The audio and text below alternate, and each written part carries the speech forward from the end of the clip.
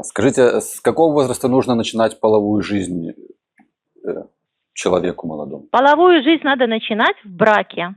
От чего? Для того, чтобы не было заболеваний, передающихся половым путем.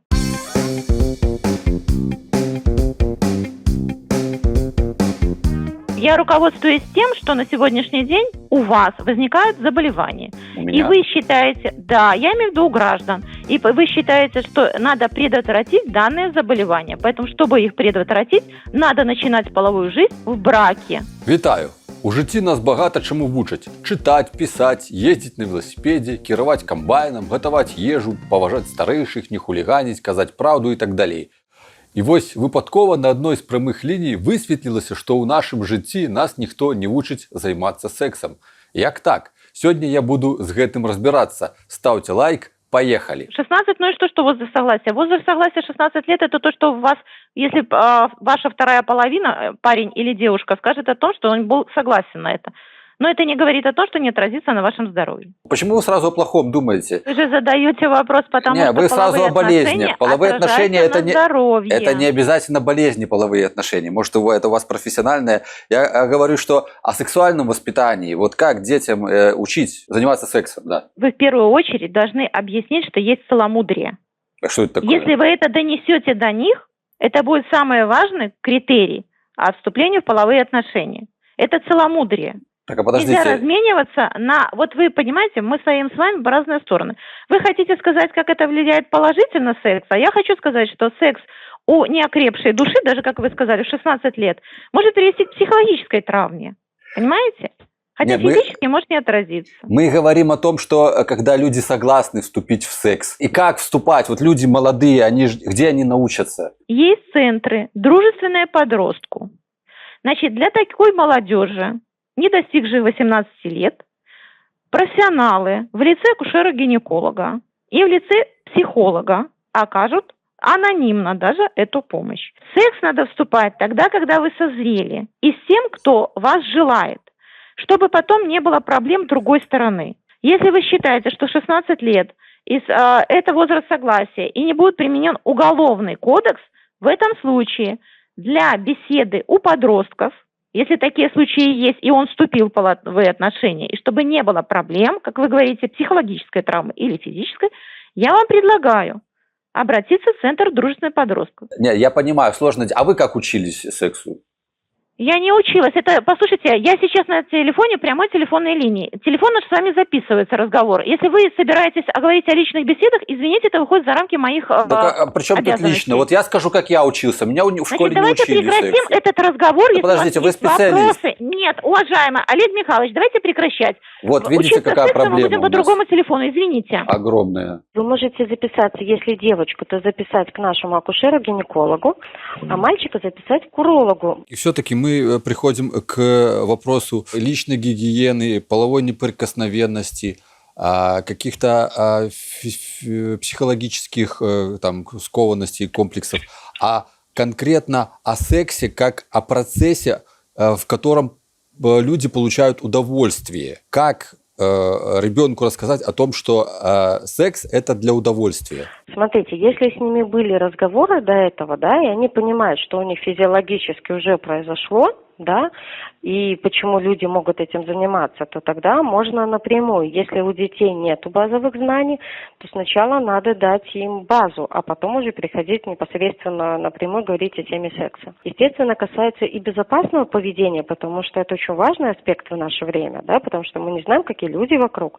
Касается безопасного, сексуального акта, а потом непосредственно, что такое секс, почему это удовольствие, но это дают медики.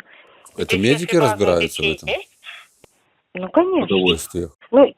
Есть отдельно сексологи, но у нас сексолога нету.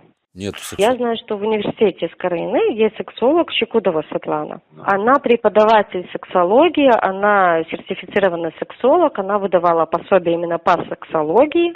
Да, то есть она работает в этом направлении. Алло. Здравствуйте, Светлана. Здравствуйте. Мне посоветовали, что вы психолог. Ой, не психолог, сексолог. Да. Сексолог. У меня такой вопрос, как подростков научить сексу? С чего надо начинать?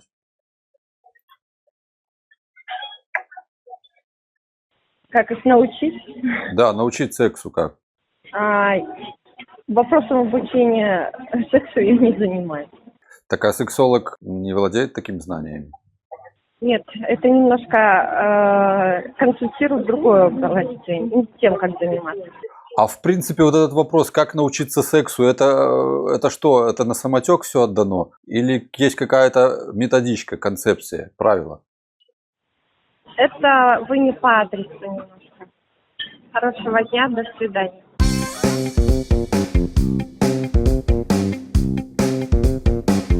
Цікаво, як яна сертифікавалася і видавала пособі по сексології. Давайте послухаем меркаванне іншага специалиста. Здравствуйте, меня зовут Зоя Пришвалка, я сексолог, психолог семейных отношений и травматерапевт. Все комментарии, которые давала специалист по поводу того, как подростку по законодательству в Беларуси получить сексуальное просвещение, они все были по закону сформированы правильно. То есть да, для этого существуют либо центры дружественные подросткам, либо врачи. Другое дело, что такая система просвещения будет недостаточно эффективной, потому что подход ее однобокий.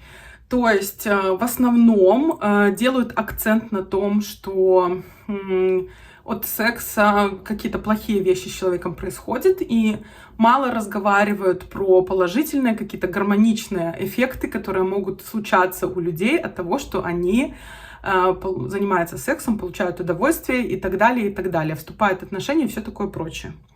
И это уже другой вопрос, почему так не сложилось в Республике Беларусь, что программу секс-просвещения для детей, подростков и молодых людей не запустили в обиход и не смогли между собой договориться, к сожалению, в лучшей форме система образования и система здравоохранения. Если мы говорим отдельно про подростков, у которых уже была какая-то образовательная составляющая, когда они были детьми в рамках собственной семьи, да, половым воспитанием, сексуальным просвещением изначально занимаются дети родителей.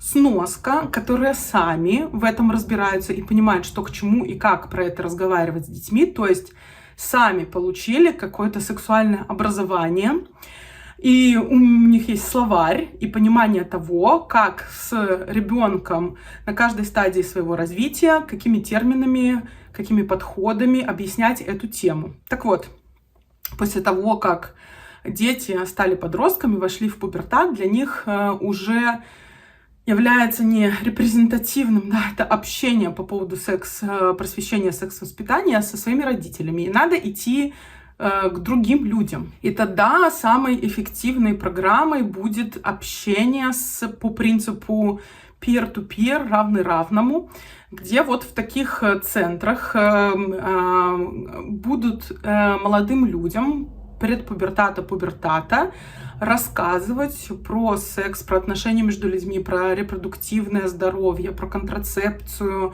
про принципы согласия, про много-много-много чего. Обученные специально для этого молодые люди от 16 до 24 примерно лет, да, то есть не родители, которым там слабо доверие уже есть в подростковом возрасте, а вот такие вот люди. И это не просто рассказы, это специальные мероприятия, всякие квесты, игры, практические занятия, групповые, индивидуальные, где человек в такой вот полуигровой форме может задать любые интересующие его вопросы и получить толковые ответы. Не забываем, что в это просвещение может входить не только разговорная какая-то составляющая часть, но есть еще большая система с разными книгами по возрасту, подростковому, детскому. Есть куча фильмов, которые можно смотреть подросткам и обсуждать их потом со специальными людьми, да, в том числе с родителями, кстати. Но вопрос про то, как научиться вообще любому человеку заниматься сексом, это очень интересный вопрос, потому что еще таких учебников по механике секса не придумали. Но какие-то общие составляющие, то, как мы устроены, как с точки зрения анатомии, то, как работает все с физиологией, общие вопросы про то, как технически получать удовольствие, конечно же, можно задавать в рамках такого просвещения. И да, наверное, одна из самых основных составляющих секс-просвета в разных странах как раз-таки не механика действий или то, что, как это между людьми происходит, а то, как коммуницировать на тему секса, как общаться, как доносить свои потребности до другого человека, как слушать его, как договариваться, как говорить о своих потребностях, о своих желаниях, как устанавливать границы, как их соблюдать, что делать, если они не соблюдаются, как позаботиться о себе.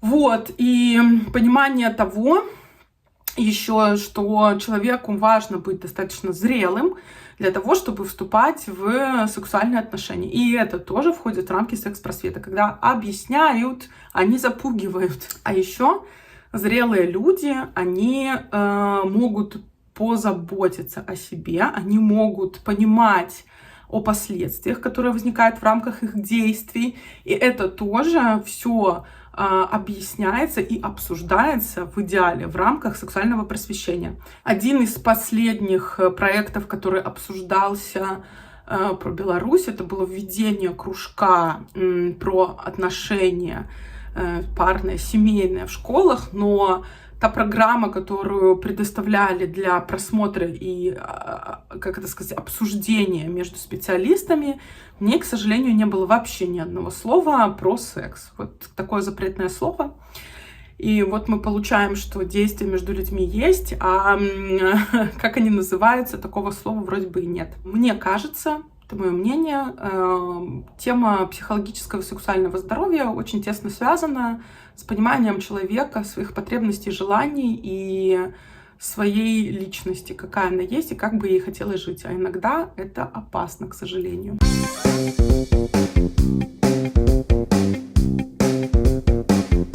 Як навучыцца сексу маладым людям, да і не толькі маладым? Напішыце ў каментах. На гэтым я развітваюся з вами, а напрыканцы паслухайце меркаванне яшчэ 2 акушэраў-гінеколагаў.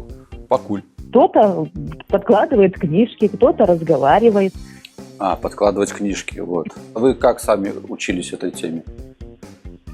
Но у меня было очень просто. У меня старшая сестра просто-напросто, когда была беременна, подсунула мне книжку, откуда я взялся. Это были 90-е годы. А сейчас у тебя в кармане весь мир, интернет. И оттуда очень много чего качается. Особенно молодежь, она... Там экстремизма всякого полно. Туда лучше не лезть. Там помойка такая. Надо, чтобы чисто знание, вот, которое одобрено нашей идеологией. Понимаете? Потому что вот в 60-е годы в США произошла сексуальная революция. Люди захотели открыто про это говорить, не стесняться ЛГБТ, гомосексуализма, лесбиянства. И там это в порядке вещей. А у нас про это что? Как ты про это будешь говорить? У нас же это скоро запретят вообще? Так... Я не могу судить, я как бы не политик, я не работаю. Так ЛГБТ это не про политику. Это вот про сексуальное, опять-таки же, воспитание, просвещение. Понимаете, вот девочка, например, или мальчик чувствует, что ему другие мальчики нравятся. К какому ему врачу надо идти, чтобы обсудить, как... Я задам один вопрос. Что главное для вас? Главное, чтобы... в отношении ваших детей. Главное, это свобода слова. Не бояться задавать вопросы и получать ответ. В отношении моих детей для меня самое главное, чтобы мой ребенок был счастливым.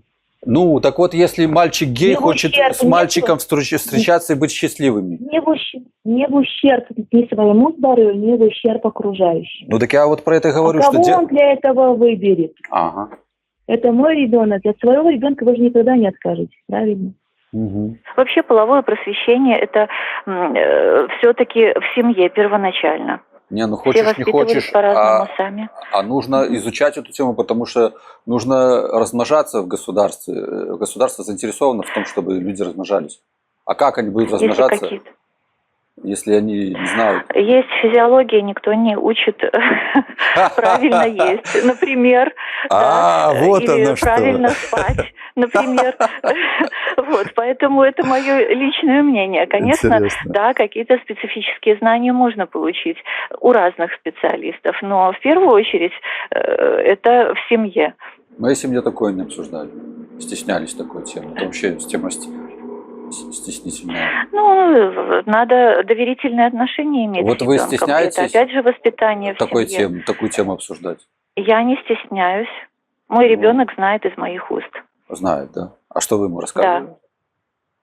Ну, давайте дадим возможность дозвониться другим людям. Прямая линия создана для того, чтобы обсуждать вопросы организации оказания медицинской помощи. Я резюмирую и все, кладу трубку. Помню, что Александр Лукашенко говорил, что третий ребенок его, ну, в плане стимулировать так белорусов размножаться. Вот пускай он и учит Александр Лукашенко.